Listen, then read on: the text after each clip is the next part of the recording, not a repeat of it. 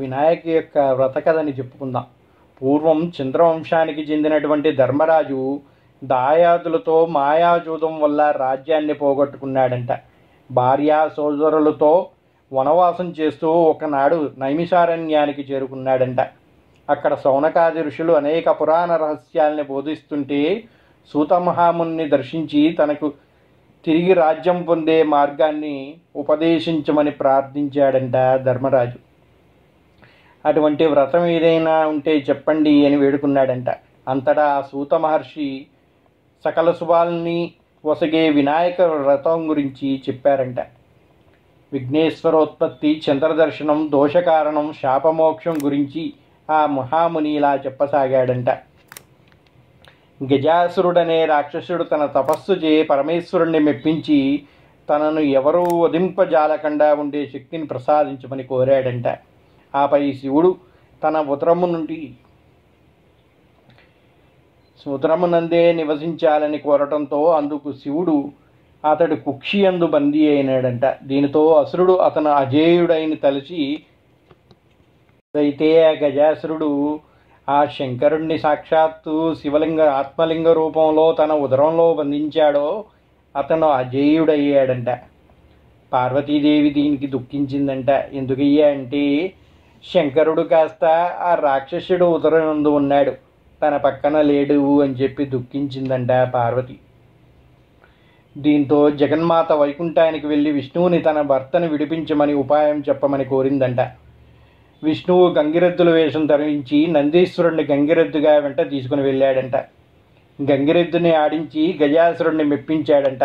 ఈ ఆనందంలో ఏం కావాలో కోరుకో అన్న గజాసురుడు అనగా ఏ సమయం కోసం ఎదురు చూస్తున్నటువంటి శ్రీమన్నారాయణుడు నందీశ్వరుడికి శివుడంటే ప్రీతి, నీ ఉదరమునందున్న శివుణ్ణి తమ వశం చేయమని అడిగాడంట. తనకు అంత్యకాలం దాపరించిందని గుర్తించిన రాక్షసుడు ఆడిన మాట తప్పక కుక్షి అందున్న శివుణ్ణి ఉద్దేశించి, ప్రభు శ్రీహరి ప్రభావంతో నా జీవితం ముగిచున్నది, ప్రాణం విడిచిన తర్వాత నా శిరస్సు త్రిలోక పూజితమైనట్లు వరాన్ని ప్రసాదించమని కోరాడంట.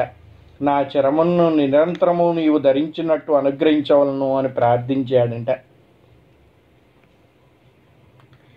ఇవన్నీ చేసి తన శరీరమును నందీశ్వరుడికి వశం చేశాడంట రాక్షసుడు. నందీశ్వరుడు ఉదరంను చీల్చి శివునికి విముక్తి కలిగించాడంట.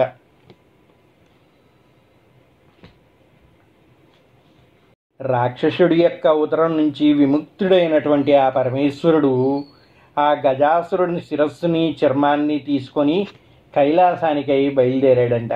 తన భక్తుడైన గజాసురుని కోరిక మేరకు అతడి ఉదరంలో ఉన్న పరమేశ్వరుణ్ణి శ్రీ మహావిష్ణువు విముక్తి కల్పించాడని తెలిసినటువంటి పార్వతి కైలాసంలో ఎదురు చూస్తూ ఉందంట. శివుడి కోసం ఎదురు చూస్తూ స్నానానికి సిద్ధమైందంట ఆ పరమేశ్వరి.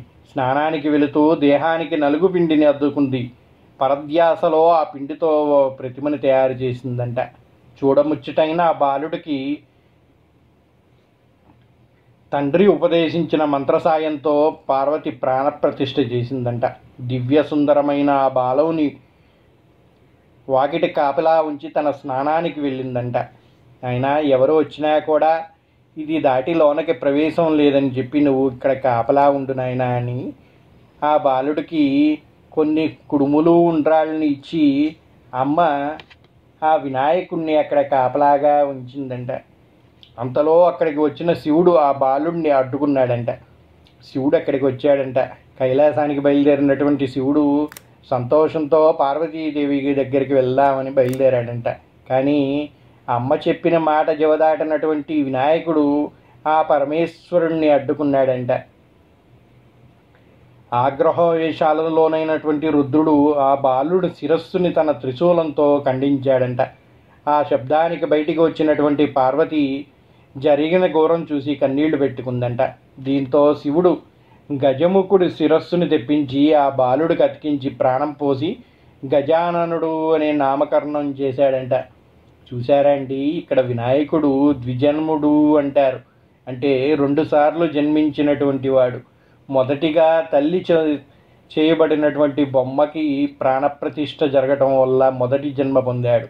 రెండోసారి తండ్రి ద్వారా గజాసురుని శిరస్సును ప్రతిష్ఠింపబడి ప్రాణప్రతిష్ఠ జరపడం వల్ల రెండుసార్లు జన్మించినటువంటి ఏకైక మూర్తి ఆ గజానన మూర్తిగా చెబుతూ ఉంటారు.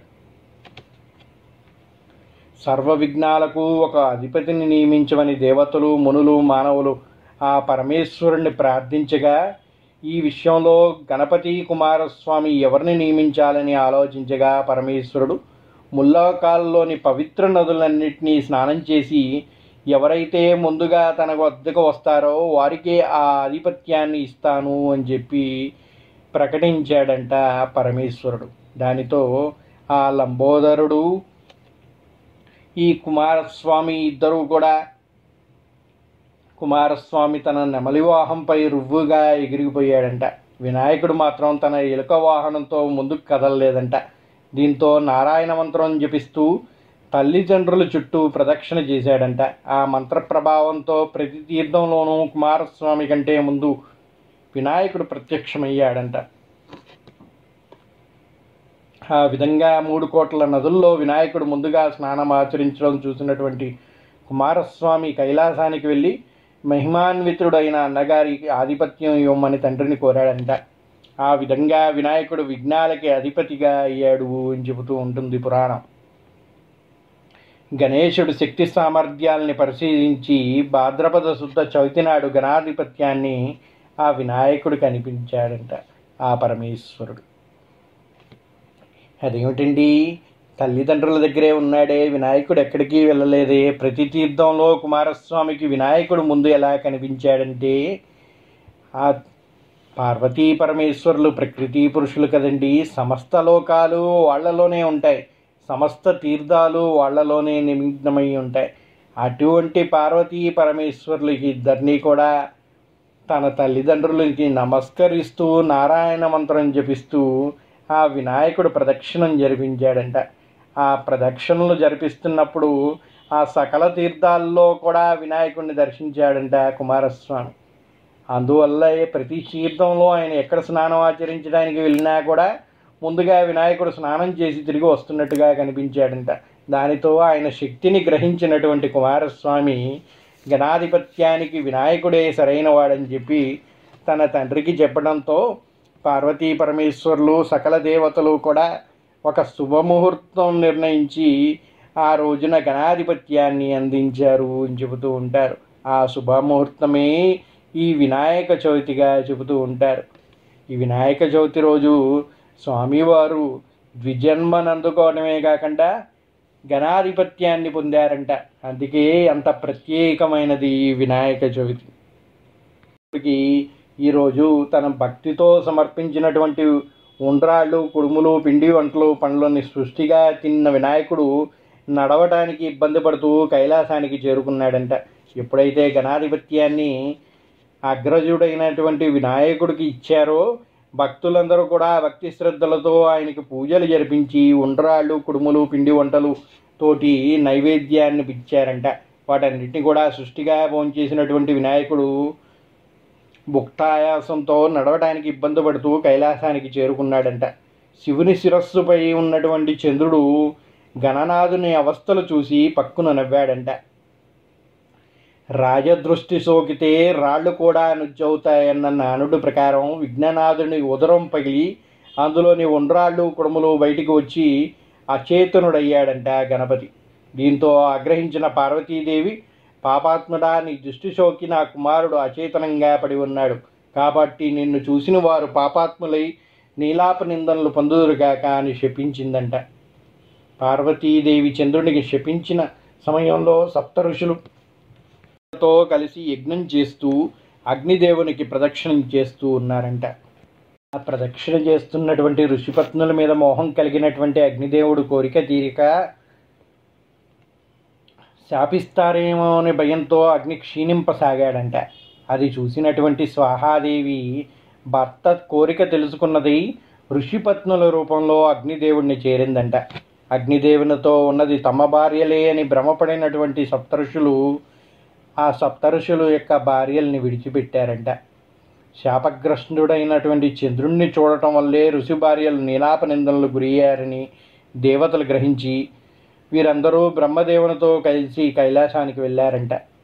మరణించిన విఘ్నేశ్వరుణ్ణి బ్రహ్మదేవుడు తిరిగి బతికించాడంట. తర్వాత పార్వతీదేవి, అమ్మా, నీవు చంద్రునికి ఇచ్చిన శాపం వల్ల ఆపద కలిగింది, కావున శాపాన్ని ఉపసంహరించుకో అని కోరగా, అప్పుడు పార్వతీదేవి ఏ రోజు చంద్రుడు విఘ్నేశ్వరుణ్ణి చూసి నవ్వాడో ఆ రోజు చంద్రుణ్ణి చూడకూడదు అని శాపాన్ని సవరించిందంట. ఆ రోజు నుంచి అందరూ కూడా భాద్రపద శుద్ధ చవితి నాడు చంద్రుణ్ణి చూడకుండా జాగ్రత్తగా ఉండి సుఖంగా ఉంటూ ఉన్నారంట. ఇలా గడుస్తూ ఉండంగా కొంతకాలం గడిచిన తర్వాత ద్వాపర యుగంలో ద్వారకా నివాసంలో ఉన్నటువంటి కృష్ణుణ్ణి ఓ నారద మహర్షి కలిశాడంట. కాసేపు మాట్లాడుకుని, స్వామి, ఈరోజు వినాయక చవితి, పార్వతి శాపం కారణంగా చంద్రుణ్ణి చూడకూడదు, నేను వెళ్తున్నాను అని చెప్పి కృష్ణుడికి చెప్పి నారదుడు వెళ్ళిపోయాడంట. ఆ రోజు రాత్రి ఎవరూ చంద్రుణ్ణి చూడకూడదని పట్టణంలో శ్రీకృష్ణుడు చాటింపు వేయించాడంట. శ్రీకృష్ణుడి అంటే తెలుసు కదండి, ఆయనకి పాలు పెరుగు వెన్న అంటే ఎంతో ప్రీతి కదా. ఆ పాల కోసమని ఆ పాలపై ఉన్న మక్కువతో ఆవు పాలు తాగడానికి ప్రయత్నించాడంట. ఆ పాత్రలో పాలలో చవితి చంద్రుడు ప్రతిబింబాన్ని చూసిండంట శ్రీకృష్ణుడు. దాంతో తనకెలాంటి అపనింద వస్తుందో అని చింతించాడంట. కొన్ని రోజులు గడిచాయి. సత్రాజిత్తు సూర్యుని వరంతో శమంతకమణి సంపాదించాడంట. రోజుకు 10 బారువుల బంగారాన్ని ఇచ్చి ఆ మణిని తీసుకొని ద్వారకకు వెళ్ళాడు. శ్రీకృష్ణుడు సత్రాజిత్తుడికి అతీత మర్యాదలు చేసి ఆ మణిని తనకి ఇవ్వమని కోరాడంట. అందుకు సత్రాజిత్తు ఒప్పుకోలేదంట. తర్వాత ఒకరోజు సత్రాజిత్తు తమ్ముడు ప్రసేనుడు శమంతకమణిని మెడలో వేసుకొని అడవికి వేటకు వెళ్ళాడంట. అడవిలో ఒక సింహం ఆ మణిని చూసి మాంసం ముక్క అనుకొని ప్రసేనుణ్ణి చంపిందంట. మణి నోటిని కరుచుకొని పోతున్న సింహాన్ని జాంబవంతుడు చూసి ఆ సింహాన్ని వధించి ఆ మణిని తన కూతురికి తీసుకెళ్ళి ఇచ్చాడంట జాంబవంతుడు. శమంతకమణి కొండ గుహలో ఉన్న తన కూతురు జాంబవతికి ఆట వస్తువుగా ఇచ్చాడంట జాంబవంతుడు. మరుసటి రోజు సత్రాజిత్తుడు తమ్ముడు మరణ వార్త విని శ్రీకృష్ణుడే తన తమ్ముడిని చంపి శమంతకమణిని అపహరించాడని నిందించాడంట. చూశారండి, చవితి చంద్రుడిని పాలల్లో చూసినటువంటి శ్రీకృష్ణుడికే తప్పలేదు ఆ నీలాప నిందనలు. శ్రీకృష్ణుడు అది విన్నాడు. భాద్రపద శుద్ధ చవితి రోజు చంద్రుడిని బింబాన్ని చూసిన దోషం వల్లే తన మీద నింద పడిందని తెలుసుకున్నాడు. శమంతకమణి వెతుకుతూ అడవికి వెళ్ళాడంట శ్రీకృష్ణుడు. ఒక చోట ప్రసేనుడు శవం కనిపించిందంట. అక్కడి నుంచి సింహాడుగులు కనిపించాయంట. వెతుకుతూ వెళ్ళగా ఒక పర్వత గుహంలో ప్రవేశించాడు. అందులో ఉన్న ఉయ్యాలకి కట్టిన మణిని చూసి దాన్ని తీసుకొని బయటికి రాసాగాడు. వెంటనే జాంబవంతుడు పెద్దగా ఏడుపుసాగాడు. కూతురి ఏడుపు విన్న జాంబవతి పెద్దగా ఏడిచిందంట. తన ఆట వస్తువుని తీసుకొని వెళ్తున్నారెవరో అని. కూతురు ఏడుపు విని జాంబవంతుడు కోపంతో శ్రీకృష్ణుడిపై యుద్ధానికి తలబడ్డాడంట. వారిద్దరి మధ్య 28 రోజులు యుద్ధం జరిగిందంట. జాంబవంతుని శక్తి తగ్గిపోతూ ఉందంట. తనతో యుద్ధం చేస్తున్నవాడు శ్రీరామచంద్రుడు అని తెలుసుకున్నాడంట. జాంబవంతుడు శ్రీరాముడిగా ఉన్నప్పుడు శ్రీకృష్ణుడి నుంచి ఒక వరం పొందాడంట. ఆయన కోరిక శ్రీరాముడిని ఈ విధంగా కోరాడంట. స్వామి, నాకు ఒక్కడి తీరని కోరిక ఉంది. ఏనాడైనా నీతో ద్వంద్వ యుద్ధం చెయ్యాలని నా కోరికని అనుగ్రహించు స్వామి అనగా,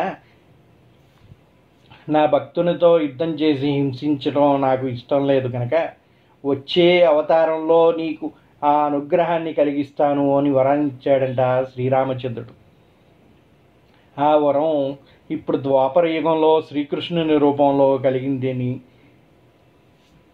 దాన్ని ఏ రోజైతే శ్రీరాముడితోటి జాంబవంతుడు యుద్ధంలో తలపడతాడో ఆ రోజు తన శక్తి క్షీణిస్తుంది అని తెలుసుకున్నటువంటి జాంబవంతుడు శ్రీకృష్ణుడితో జరుగుతున్న యుద్ధంలో తన శక్తి క్షీణించడం చూసి ఆయన సాక్షాత్తు శ్రీరామ రూపుడే అని తెలుసుకున్నాడంట జాంబవంతుడు. యుగంలో జాంబవంతుడు కోరికని శ్రీకృష్ణుడు ఈరోజు తీర్చాడని గ్రహించాడంట జాంబవంతుడు. శ్రీకృష్ణుడికి నమస్కరించి శమంతకమణితో పాటు తన కుమార్తె అయిన జాంబవతిని కూడా ఇచ్చి సమర్పించాడంట. శ్రీకృష్ణుడు శమంతకమణిని తెచ్చి సత్రాజిత్తుకి ఇచ్చి నిజం తెలుసుకున్నటువంటి సత్రాజిత్తుడు తనని క్షమించమని కోరాడంట. ఆ జాంబవతితో పాటు ఆ సమంతకమణిని తీసుకొని శ్రీకృష్ణుడు ద్వారకకి బయలుదేరి సత్రాజిత్తుకు తిరిగి ఆ మణిని అందించాడంట. తన తప్పు తెలుసుకున్నటువంటి సత్రాజిత్తు శ్రీకృష్ణుడిని క్షమాపణ కోరి తన కుమార్తె అయిన సత్యభామని ఇచ్చి వివాహం జరిపించాడు అని చెప్తూ ఉంటారు. సమయంలో అక్కడికి వచ్చినటువంటి మునులు శ్రీకృష్ణుడితో, మీరు సమర్థులు కనుక మీ పైన పడినటువంటి నిందని పోగొట్టుకోగలిగారు, మా వంటి వారికి ఏది గతి అని అడిగారంట. భాద్రపద శుద్ధ చవితి నాడు యథావిధిగా వినాయకుని పూజించి ఈ సమంతకోపాఖ్యాన్ని విని అక్షతలు తలపై వేసుకున్న వారికి ఎటువంటి నీలాప నిందనలు ఇకపై కలగవు అని చెప్పి ఆ శ్రీకృష్ణుడు అనుగ్రహించాడు అని చెబుతూ ఉంటారు. అందుకే ఈరోజు వినాయకుడిని పూజ జరిపించడం ఎంత ముఖ్యమో ఈ సమంతకోపాఖ్యానం వ్రతకథని విని ఆ అక్షతలు నెత్తిన ధరించడం కూడా అంతే ముఖ్యము అని చెబుతూ ఉంటారు. కనుక ప్రతి ఒక్కరూ కూడా భక్తి శ్రద్ధలతో ఆ స్వామిని పూజించి ఈ వ్రతకథని విని ఆ అక్షతల్ని తలపై ధరించి ఆ స్వామికి నమస్కరించాలి అని చెబుతూ ఉన్నారు పెద్దలు. ఇలా ముగించారు. వాటి నుంచి ప్రతి సంవత్సరం కూడా భాద్రపద శుద్ధ చవితి రోజు దేవతలు, మహర్షులు, మనుషులు తన శక్తికి తగినట్టుగా గణపతిని పూజించి తమ కోరికలు తీర్చుకుంటూ ఉన్నారు. ఈ కథని చదివినా కానీ విన్నా కానీ తలపై అక్షతలు వేసుకొని వినాయక వ్రతాన్ని ముగించాలంట. చివరిగా మనం చేసినటువంటి తప్పులు, తెలిసో తెలియకో జరిగినటువంటి పొరపాట్లన్నింటినీ కూడా క్షమించమని వినాయకుని ముందు వీలైనటువంటి గుంజీలు తీసి సాష్టాంగ నమస్కారాలు చేయాలంట. ఇలా చేయటం వల్ల స్వామి ఎంతో సంతోషించి మనల్ని అనుగ్రహిస్తాడు అని చెబుతూ ఉంటారు. కథ పూర్తయిన తర్వాత స్వామికి మంగళహారతులు ఇచ్చి అనంతరం ఉద్వాసన మంత్రాన్ని చదువుకోవాలి అని చెబుతూ ఉంటారు. ఈ విధంగా అందరూ కూడా సకలాభీష్టాలని పొందాలని, ఆ వినాయకుని యొక్క అనుగ్రహం, ఆ సిద్ధి బుద్ధి శక్తిని అందరూ కూడా పొంది స్వామి యొక్క సంకల్పంతో సంకటాలన్నింటినీ కూడా దూరం చేసుకోవాలని తలుస్తూ స్వస్తి. సర్వే జనా సుఖినో భవంతు. ఓం శ్రీ మంగళగణాధిపతియే నమః. లక్ష్మీ సరస్వతి అనుగ్రహకటాక్షిద్ధిరస్తు. శ్రీదేవతాభ్యో సర్వదేవతాభ్యో నమః. శ్రీమాత్రే నమః. శ్రీ మహాగణాధిపతియే నమః. ఓం గం గణాధిపతియే నమః.